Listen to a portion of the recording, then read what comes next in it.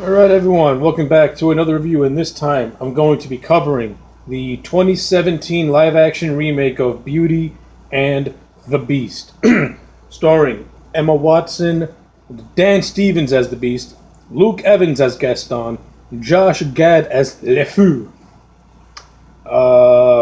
Kevin Kline as Maurice, Ian McKellen and Aaron McGregor as Cogworks and Lumiere, respectively. Alright, so let's waste no time. Let's get into this. Of course, before I even go further, the film is directed by Bill Condon. For all you horror fans out there, Bill Condon directed the Candyman sequel entitled Farewell to the Flesh. And he also directed the grossly underrated movie called Gods and Monsters. I highly recommend Gods and Monsters. Really good movie. But anyway, let's talk about Beauty and the Beast. Okay, again, this is the live-action remake of Beauty and the Beast, of course, and I gotta say, thoroughly enjoyed it a lot.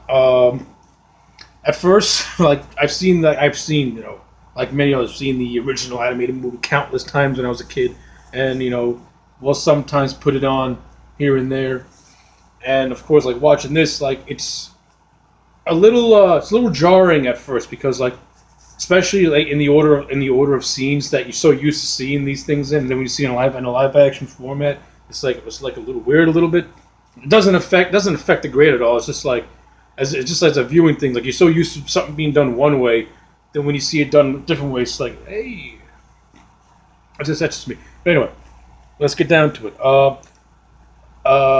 For a movie now, as an overall movie. Taking that and watching this like independently without any prior knowledge of the Beauty and the Beast other movie, it's very solid movie.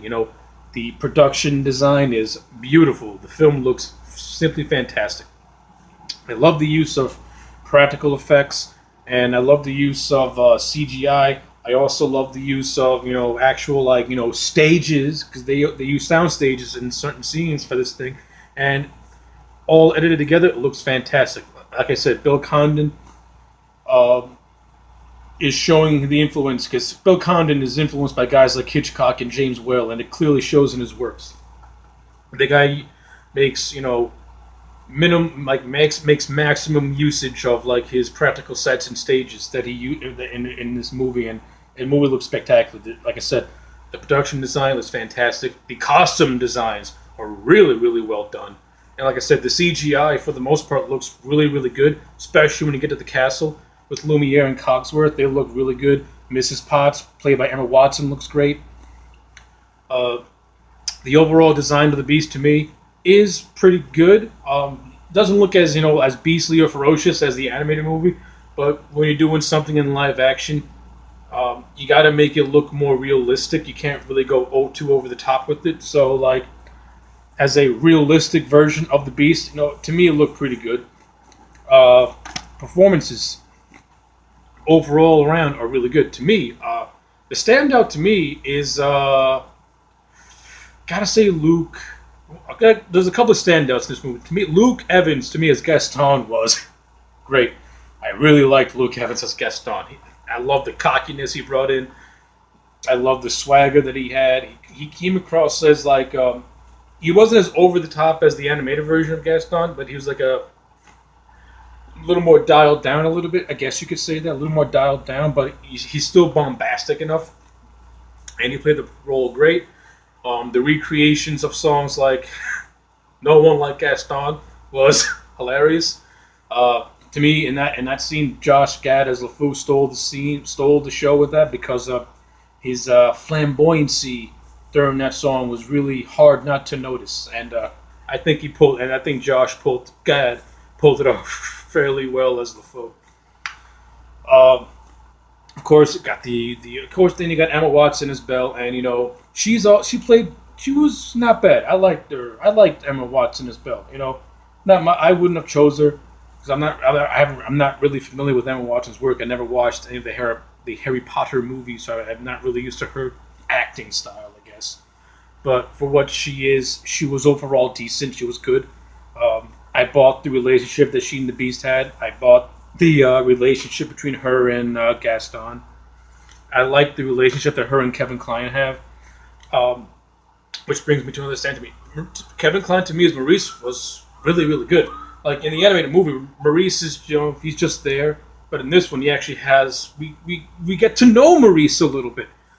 We find out about his wife and how she died from plague, and how he's very overprotective of Belle, and I like all that. I also like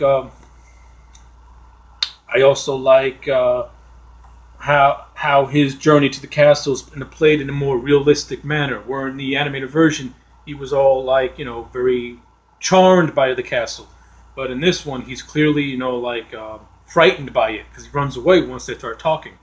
So I actually like that approach.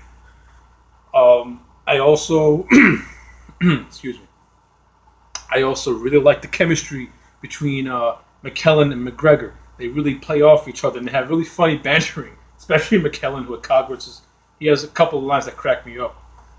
Um, and the movie has some new additional songs, which are okay. They're not that bad. The one that stands out is the song that Beast sings near the end of the movie, which it's kind of like weird hearing that because he's like the guy's all ferocious, looking all beastly, and he's like singing his heart out in a very operatic form. So it's like, hey, this is weird. I like my beast ferocious, not all happy go lucky. But I liked it, but I like it a lot. Like overall, the movie stays truthful to the original movie. It doesn't really change anything. It just adds a couple of new things, which I like. Like one of the things that I do like is the opening prologue itself. How in the original movie it was done through like pretty much like through stained glass, like you see like the images through stained glass. In this one, you actually see it done in a live action format, which I actually thought was great because you get the overall scope of how lively the castle was when the Beast was the prince. He was this arrogant prick, and when he like showed the old hag off, he was like, and then begged for forgiveness. Like you see that whole thing play on live action, and it looked good. Looked really, really good. Liked it a lot. That whole opening, the whole recreation of the opening with the prologue was done fairly well on live action. I enjoyed the hell out of it.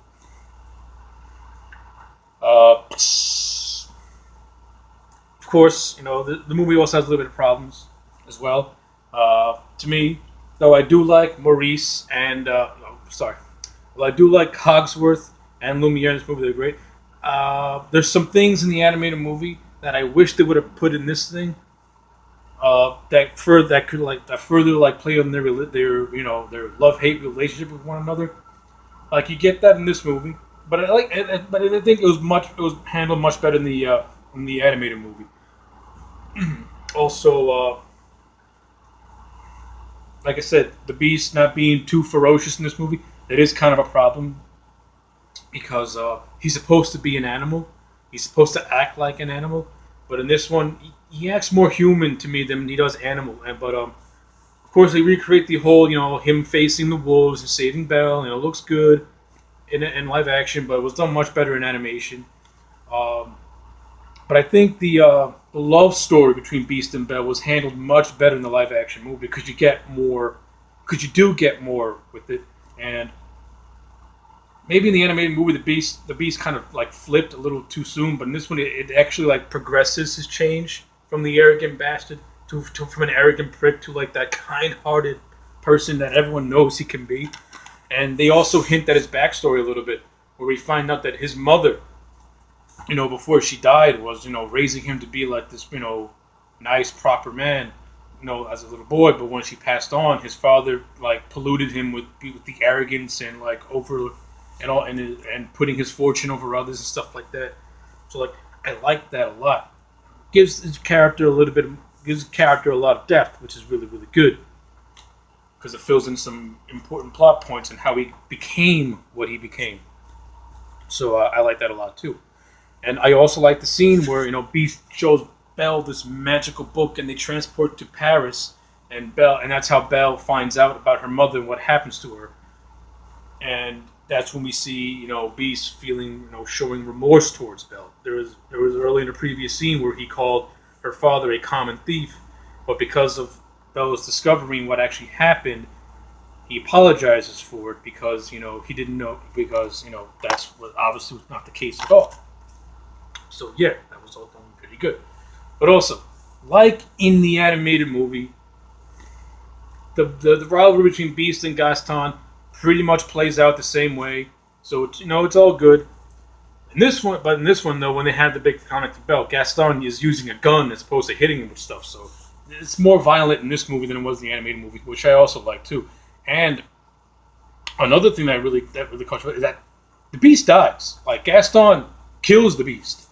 Like he shoots the man to death and he dies. And unlike the original movie, like Belle said "I love you" before that rose petal hit the ground, but in this one, the rose petal breaks.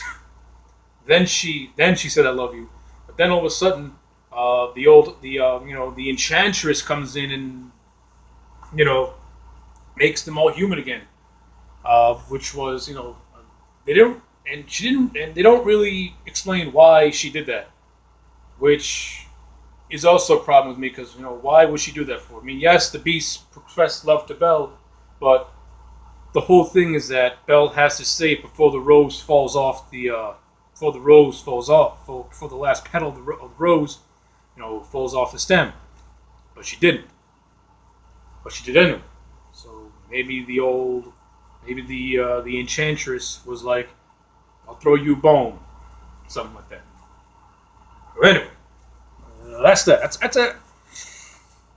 You can call it a nitpick, or you can, but I call it a flimsy plot convenience.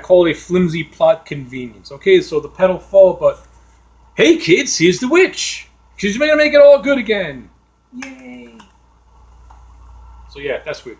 And they also revealed that Mrs. Potts had a husband, and they didn't really do much with that, which was also kind of like a waste. Like, okay, she has a husband, but they didn't really follow through a lot with that. Like, the only follow through you get was like the only thing that you get is that because once the enchantress cursed the Beast in his castle, she pretty much erased them from memory. So maybe that's why. So that's why Mr. Potts never knew he had a family, and that's why when he sees them all human again, he's like, "Oh, it's my wife and son." But I don't know. Could have used maybe a little bit more with that. Maybe throughout the movie they could dropped hints that Mr. Potts may have had a family or something like that. Because to me, it just comes out of left field and it's like, oh, that's a Shyamalan. What a twist! And so yeah, that's pretty much those are pretty much my overall thoughts on this movie as a whole. I think when all is said and done, it is a really, really good movie. It is a very good live action remake of the classic animated movie, though. I'm gonna give it. You know what? I'm gonna give it a not fuck it. I'm gonna give it a 9. I'm gonna give it a 9. I'll give it a 9 out of 10 because it is overall very, very good movie. But again, it does have some nitpicks. I do have some nitpicks here and there. It does affect the grade, but doesn't affect the grade to the point where I hate this movie with a dying passion. If anything, I like it on par with the Jungle Book live action remake, which was another really solid movie. So yeah. So far, Disney has hit another home run with their live action remakes. I look forward to seeing The Lion King and Aladdin once they come out. I have all the faith in the world in those two. If they can come out looking anything like this or Jungle Book, then I think they should have absolutely no problems because Beauty and the Beast was really well done, beautifully directed, beautifully shot. A little clunky in the writing department with a couple of things. While the overall solid acting is on point, there's some line deliveries to me that seemed really forced. Especially when Emma Watts is singing the song about how she's starting to develop feelings for the Beast. There's one line where she has this long pause before finally saying the word. It was like, wow. For some reason, that to you that didn't sound like a natural line. So it's like, yeah, that's another. This might be a minor gripe or nitpick, but whatever. So yeah, once again, give it a 9 out of 10. Overall, very, very enjoyable film. If you haven't seen it, give it a watch. I'm AJ Legend. Like, comment, subscribe. I'll see you again next time.